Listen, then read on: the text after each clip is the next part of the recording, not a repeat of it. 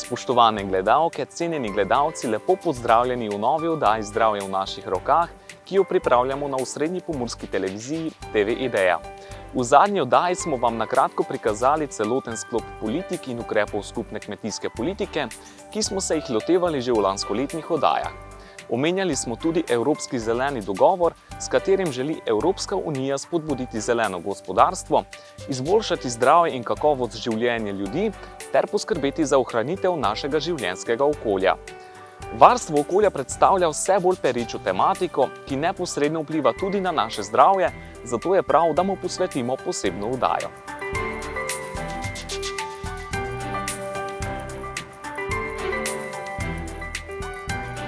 Ko govorimo o varovanju okolja, imamo v mislih spodbujanje trajnostnega razvoja in učinkovito upravljanje naravnih virov, kot so voda, tla in zrak, vključno z zmanjšanjem uporabe kemikalij. Prav tako pa tudi zaustavitev izgube biotske raznovrstnosti in krepitev ekosistemov. Biotska raznovrstnost je temelj življenja človeštva na Zemlji in v zadnjem času zaskrbljujoče hitro upada. Kako se z varovanjem habitatov in krajine spopadajo v Krajinskem parku Goričko, nam bo povedala direktorica Stanka Dešnik. O primeru dobre prakse s področja varovanja okolja bo spregovoril tudi Zdenko Brunec, vodja gozdarskega dela projekta Natura Mura. Njihova prizadevanja so namenjena ohranitvi toka reke Mure in njenemu zaledju. Celotno območje reke Mure je ekološko izjemno pomembno, zato je postalo del evropskega omrežja posebnih varstvenih območij Natura 2000, katerega cilj je, da ohranja živalske in rastlinske vrste ter njihove habitate, ki so zaradi človekovega delovanja postale ogrožene.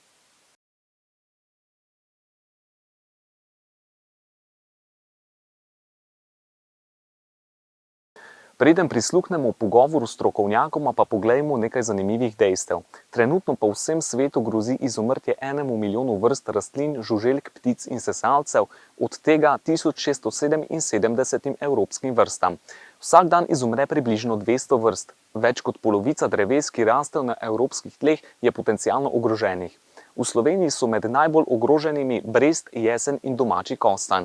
V slovenskih gozdovih uspeva 71 različnih avtohtonih drevesnih vrst. Od tega je 10 vrst iglavcev in 61 vrst listavcev.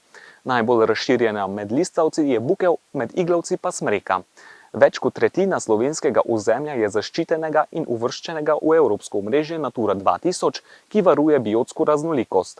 Za najbolj ogrožene vrste veljajo živali mokrišč, zlasti dvoživke, pa tudi travniške živali. 58% ozemlja Slovenije predstavljajo gozdovi, 24% pa kmetijska zemljišča.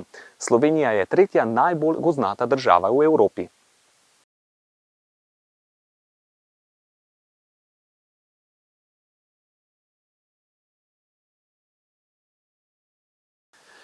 Krajinski park Goričko je bil ustanovljen leta 2003 in je sestavni del trideželnega krajinskega parka Goričko, Örsek in Rab. Na Goričkem se je mozaična kulturna krajina z različnostjo živih bitij v veliki meri ohranila vse do danes, saj sta obmejna lega in odmaknjenost večjih središč upočasnili razvoj. Kljub temu in kljub statusu varovanega območja Natura 2000 pa se tudi tukaj vse bolj soočajo z izginjanjem habitatov. Kako uspešno se narava na Goričkem še upira spremembam, ki jih prenaša človekova civilizacija, nam bo razložila direktorica Krajinskega parka Goričko Stanka Dešnik.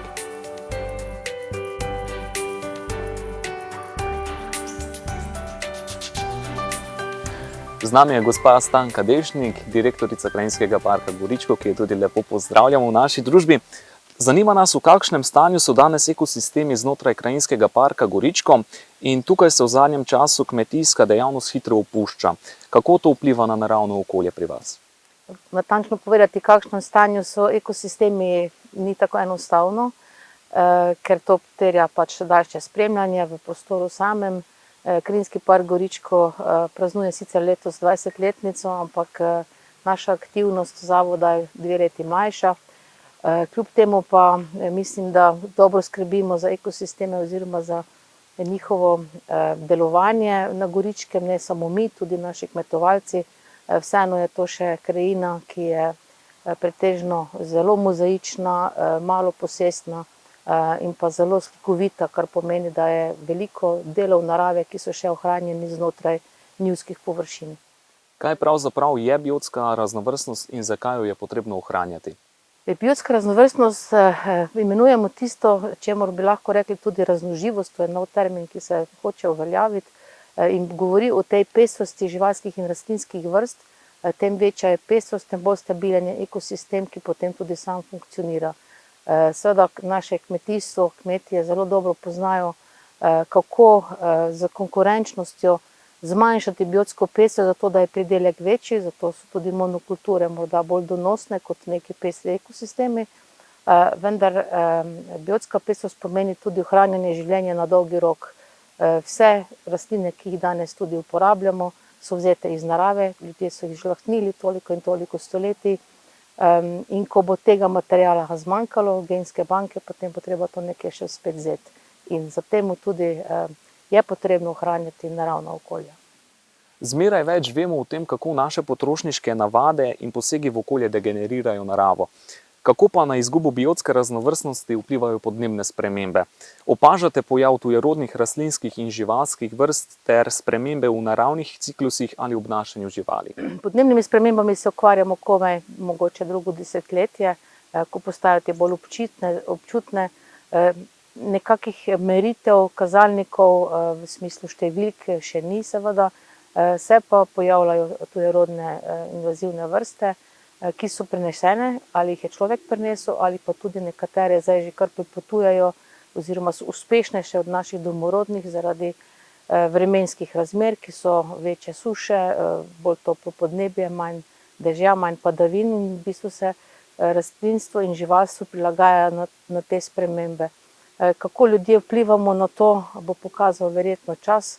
Mislim pa, da se moramo nekako omejiti v naših potrebah, v življenjskem slogu, da smo skromnejši, da smo manj zahtevni, da smo prijazni do narave in da nekako začnemo bolj spoštovati to, kjer živimo in ne potujemo preveč naokrog.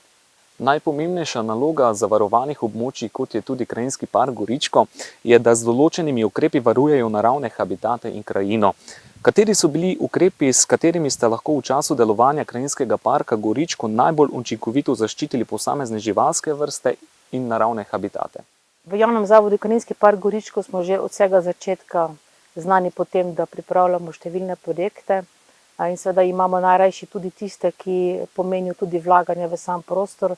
Takšen je bil naš največji projekt, ki se je zaključil lansko leto, Gorička krajina, v katerem smo res v fizičnem smislu izvedli veliko ukrepov, od obnove travnikov do sajenja visokodebelnih senožetnih sadovnjakov, z 1600 jablanami, ki so razpršene po celotnem parku. Potem pomagamo tudi netopirjem, ki živijo, domujejo v zvonikih, v sakralnih objektih in tudi v drugih hišah, na ta način, da čistimo njihova bivališča in pa seveda tudi, da skrbimo za ohranjanje mejic, za ohranjanje grmišč, za ohranjanje travnikov, ki so pretežno na naših površinah, se pravi v državni lasti in jih mi tudi upravljamo po sklepu Vlade Republike Slovenije. Mislim, da se bojo pa ti rezultati šele pokazali čez nekaj let, namreč izkušnje vsega začetka z odpravljanjem orjaške zlate rozge, ki je tujerodna invazivna rastlinska vrsta in se je pojavila v zelo množičnem obsegu na Goričkem, je s košnjo možno odpraviti šele nekje po 10 letih z vztrajnostjo in z košnjo in seveda s pravilom pokošene biomase. In sedaj že opazujemo, da se ti travniki popravljajo, so spet bolj biotsko raznovrstni, se pravi rastlinska sestava je pestrejša, spet cvetijo in se nekak ciklus nekdanje rabe travnikov spet nadaljuje. Vi imate veliko oziroma izvajate veliko projektov, ki segajo tudi čez sosednjo Madžarsko in Avstrijo. Kako pomembno je tako sodelovanje in kakšne izkušnje imate? Izkušnje so predvsem zelo dobre, namreč sam park Goričko je nastal z projektom, ki je segal čez mejo. To je bilo obdobje pridruževanja Slovenije v Evropski uniji in takrat smo imeli priložnost z sredstvi Evropske unije na vseh treh straneh tromejnika, se pravi na Madžarskem, v Avstriji in pri nas v Sloveniji, ustanoviti zavarovana območja narave in jih združiti. To je bila tudi začetna ideja, kako z trideželnim parkom povezati nekdanjo regijo, ki je bila skupaj nekoč do leta 19 pod nekim skupnim družbeno-ekonomskim režimom. In potem smo ta prijateljstva, ki so se takrat krepila, tudi seveda obdržali in potem iskali projekte z slovensko manjšino na Madžarskem, tudi z Narodnim parkom na Madžarskem, Narodnim parkom Ršek in pa na avstrijski strani z partnerji v Naravnem parku Rab. To so bili bolj kulturni projekti, pa tudi naravovarstveni projekti, tako da smo zaobjeli v bistvu vso kompleksnost življenja tukaj ob Tromejniku. V sklopu svojega dela vidite oziroma spoznavate tudi primere dobre prakse pri varovanju narave v ostalih evropskih državah. Kaj pa vi menite, kako uspešni smo Slovenci pri tem? Mislim, da smo v Sloveniji vse bolj uspešni, zlasti sedaj potekajo veliki projekti, ki se tudi z izvedbo občutijo v prostoru, to so iz programa LIFE, LIFE Natura, LIFE Trava.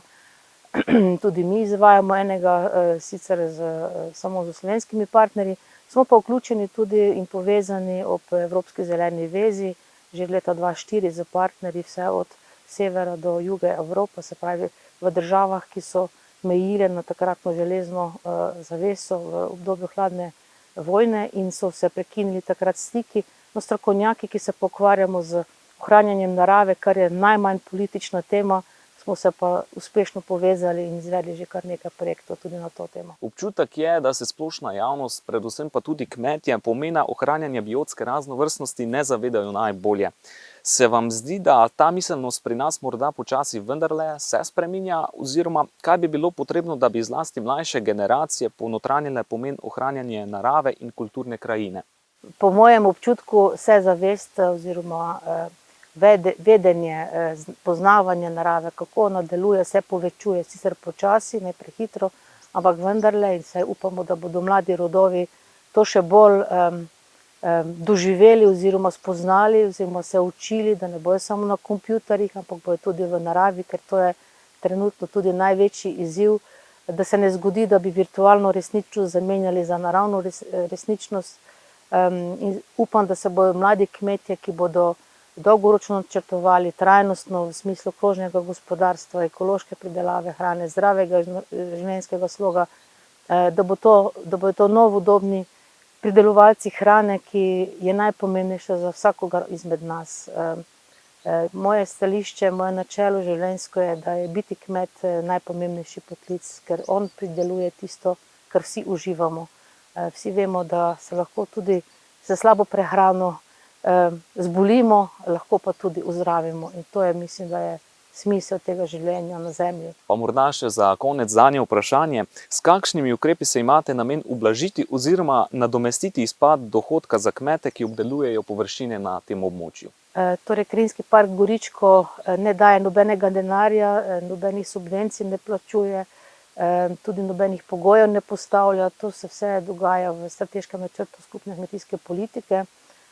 In ker smo v zadnjih letih tudi se zelo tesno povezali, vplivamo en na drugega, se pravi stroke se poslušajo vse bolj in ta kmetijska politika, ki je pred nami, je od dosedanjih nekako najbolj zelena in bo tudi kmetom, ki bodo ohranjali dele narave na svojih zemljiščih, prinesla tudi dodatna sredstva kot nagrado za izpad dohodka in za to, da ohranjajo naravo za vse nas. Ker v prostoru smo vsi doma, tudi turisti, tudi obiskovalci, tudi domačini, ki niso kmetje, ampak nekdo to obdeluje. Zdaj prihaja tudi novosti na podlagi, na področju ohranjanja narave, bodo subvencije za ohranjanje metuljev, za ohranjanje habitatov in pa na Goričkem poskusno letos tudi Natura 2000 plačila na nekaj manjših območjih. O tem tudi pripravljamo srečanja z lastniki, z ljudmi, ki živijo v teh območjih, da jim to predstavimo in da jih povabimo, da vendarle naj spoštujejo tudi tiste dele, ki so samonikli in jih uravnava narava sama.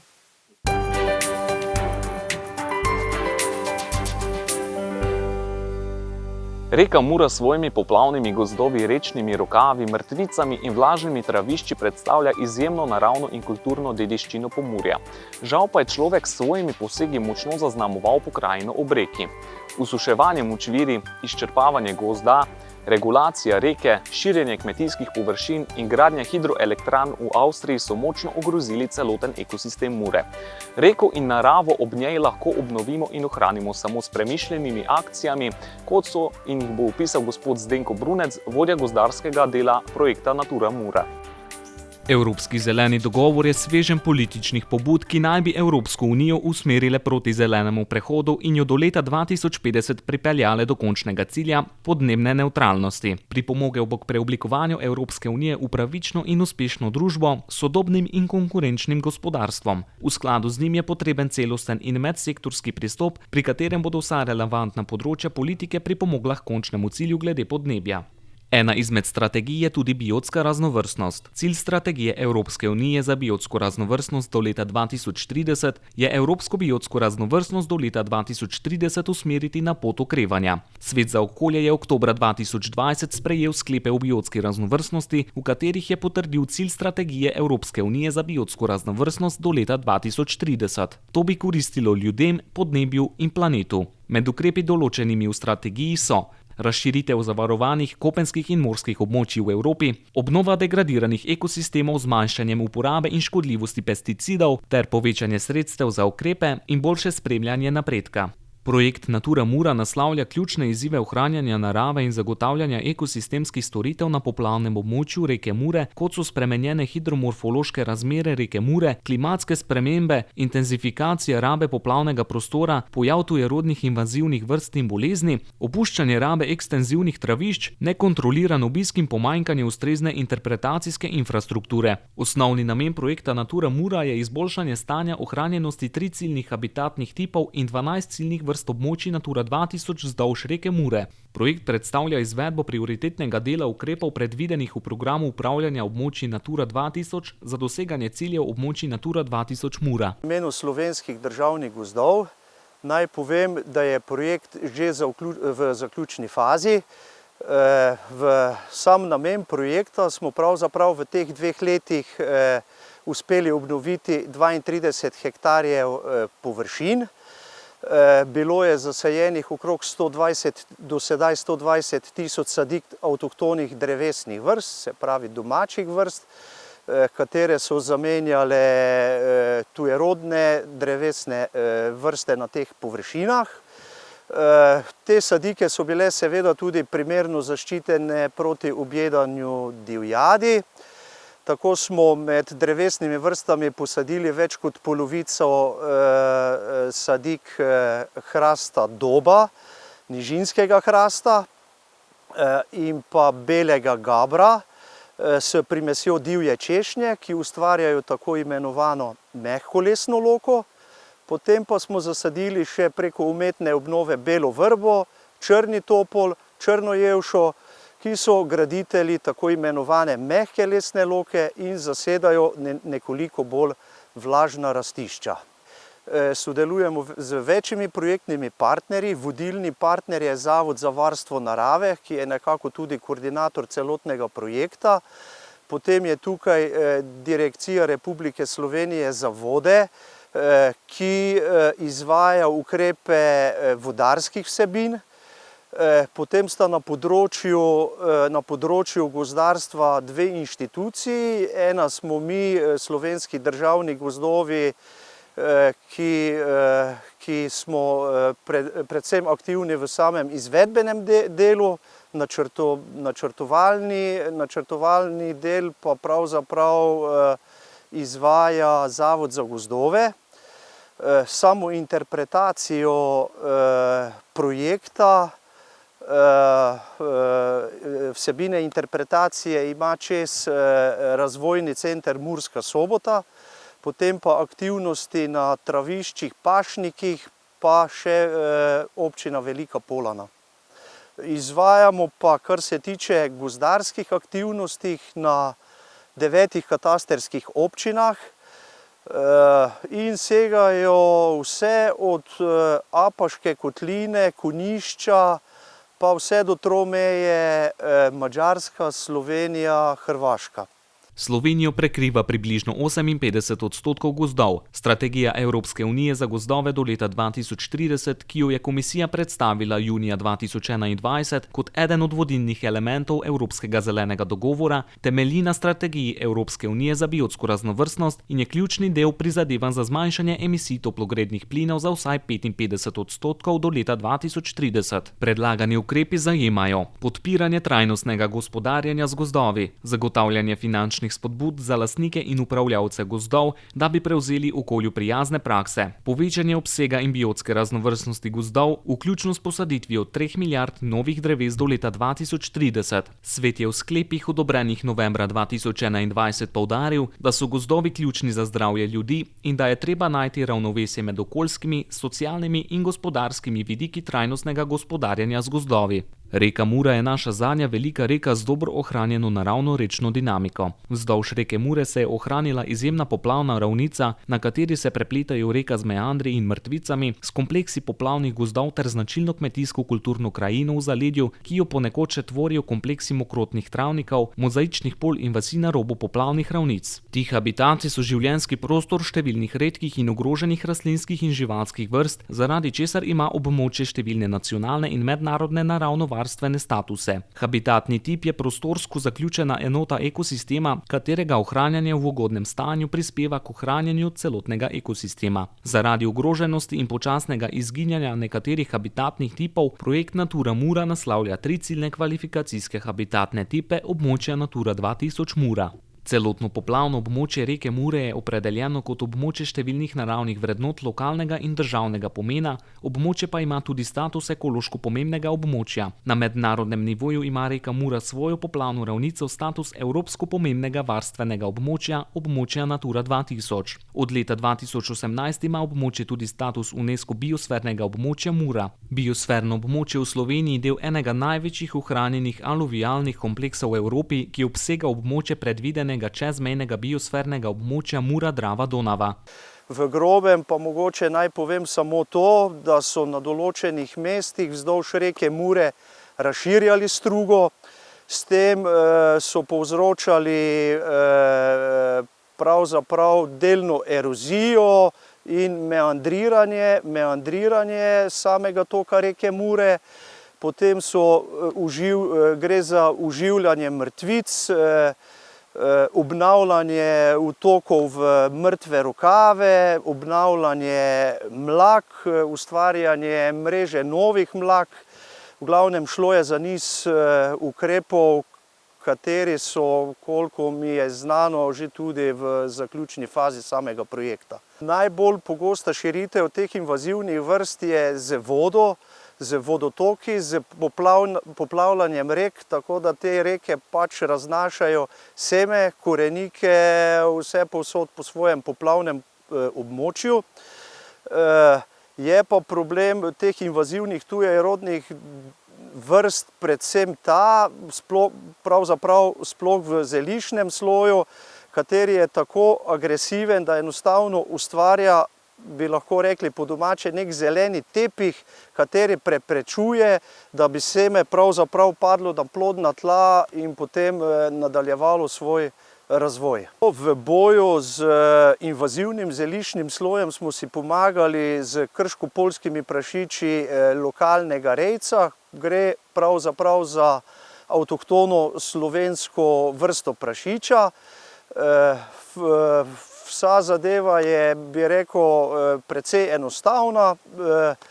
Pri nas so bili na začasnem delu pred samim semenenjem vrb topol 2 meseca in so enostavno nadomeščali neke vrste kmetijski podrahljač oziroma frezo.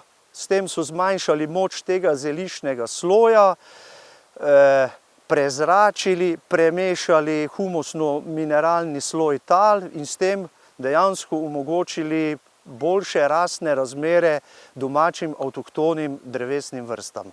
Sistem varstva Natura 2000 je evropsko omrežje posebnih varstvenih območij določenih v državah članicah Evropske unije z namenom ohranjanja narave. Območja so vzpostavljena na podlagi direktive o pticah in direktive o habitatih, ki narekujeta, da vsaka država določi območja za varovanje evropsko pomembnih vrst in habitatov. Na območju Natura 2000 Goričko po direktivi o pticah na posebnem območju varstva varujejo 14 vrst ptic. V skladu z direktivo o habitatih na posebnem ohranitvenem območju varujejo eno rastlinsko vrsto, 24 živalskih vrst in 7 habitatnih tipov. V Sloveniji so območje Natura 2000 razglasili ob vstopu v Evropsko unijo leta 2004. Prva knjižica o vrstah in življenjskih prostorih območja Natura 2000 Goričko je krajinski park Goričko živi z naravo. Nastala je kot rezultat projekta Goričko živi z Naturo 2000. Tiskani izvodi knjižice so na voljo v središču za obiskovalce na gradu Grad. Torej gre tu za veliko število vrst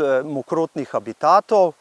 Naj omenim mogoče tu vsem znano vidro, bobra, potem gre tu za več različnih dvoživk, kačjih pastirjev, metuljev in seveda štorklja, bela štorklja, črna štorklja in mnogo drugih živalskih vrst.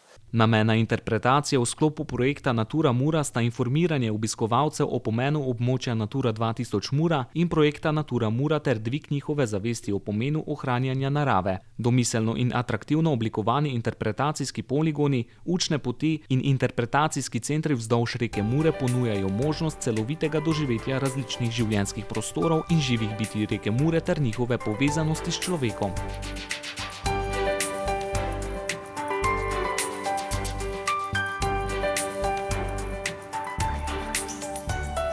Slovenci se radi pohvalimo svojo naravno raznolikostjo. Naša zelena razgibana pokrajina, po večini poraščena z gozdovi in prepredena z vodnimi viri, nas postavlja na zemljevid vse bolj prepoznavnih turističnih destinacij. Toda naravno ravnovesje je zelo krhko. Strokovnjaki že desetletja opozarjajo na nujnost sprememb v človeški družbi in v odnosu do narave, če želimo ohraniti vsaj del te biotske raznovrstnosti. Zavedajmo se torej, da je zdravje našega okolja in nas samih v naših rokah. Hvala za vašo pozornost in nasvidenje.